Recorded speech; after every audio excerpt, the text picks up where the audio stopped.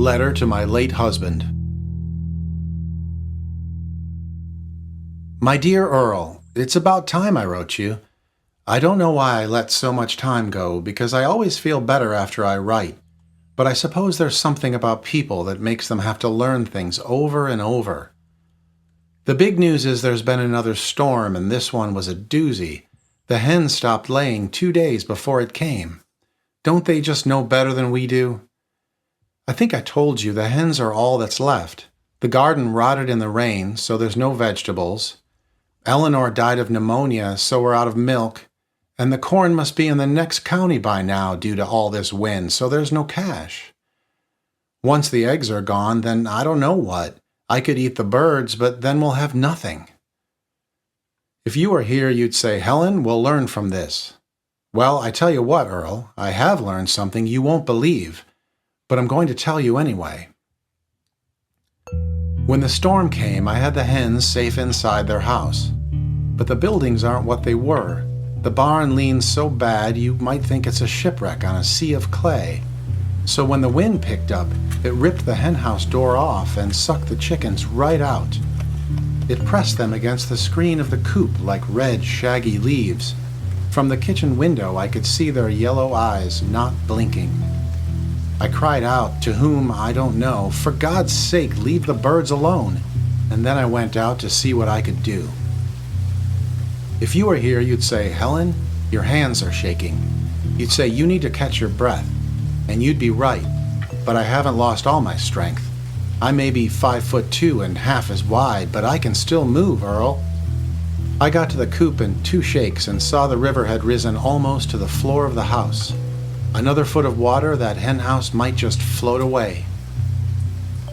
There was garbage on the wind. Shopping bags twisted like jellyfish stuck to my legs. I had to swat pop bottles tumbling toward me. Cardboard boxes wearing smiles, food wrappers fluttering, and all this unopened mail. It all came on the wind, and I didn't know whether to save my eyes or see what's coming. Well, I looked, and suddenly there was a big shelf. I barely saw the plank of pressboard with white lamination and peg holes flipping end over end. Then my lights went out.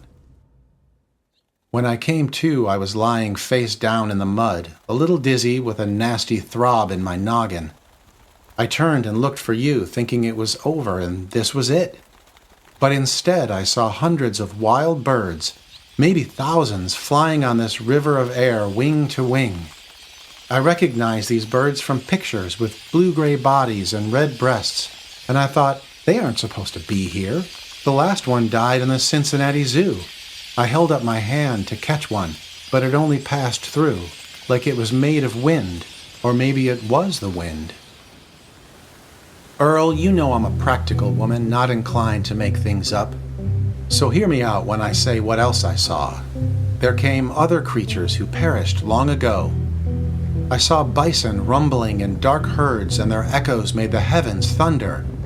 I saw wolves taller than me loping on silver legs who threw back their heads and howled lightning. And through the lightning came scores of pronghorn and hares and grouse, rolling across the land like the shadows of clouds. I blinked against the rain as the river rose closer to my muddy head, and I saw enormous armored fish whipping their tails to drive the flood. I tried to get up but couldn't, so I turned and saw ground sloth on a distant rise, all in a line, pawing mounds of soil from the earth so the waters could wash it all away. And far beyond, along the horizon, where the bleak sun glowed white, I saw silhouettes of mastodon, marching tail to trunk, and the one in front, the great mother of all these beasts, reared back her church bell head and wailed. But they weren't enduring the storm, Earl. They were the storm, all playing a part in some great communal tantrum.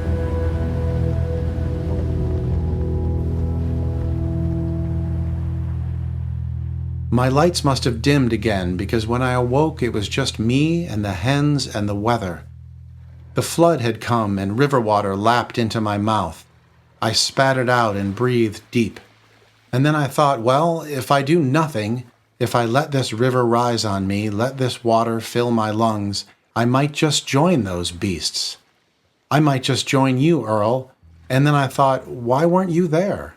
If these were all the victims of 10,000 years of progress, shouldn't people like you be among them? Didn't you always do your best? And when you got ill, we knew where the illness came from, so why weren't you out on the plain, stamping your feet, making it rain? I reckoned I'd find out if I did nothing. I reckoned I'd let nature have her way. But then I heard a croak behind me, a weak "Brock." I turned and saw the hen we call Emily still pinned against the screen. She shuddered and twitched and dropped an egg. It fell into the shallow water and rolled toward me, ushered by the wind. The man you admire the most said, "The hen never cackles until the egg is laid." This came into my head as I lay in the mud. We are all a bunch of cacklers who haven't laid an egg, except for Emily. And also that great man resolved that these dead shall not have died in vain.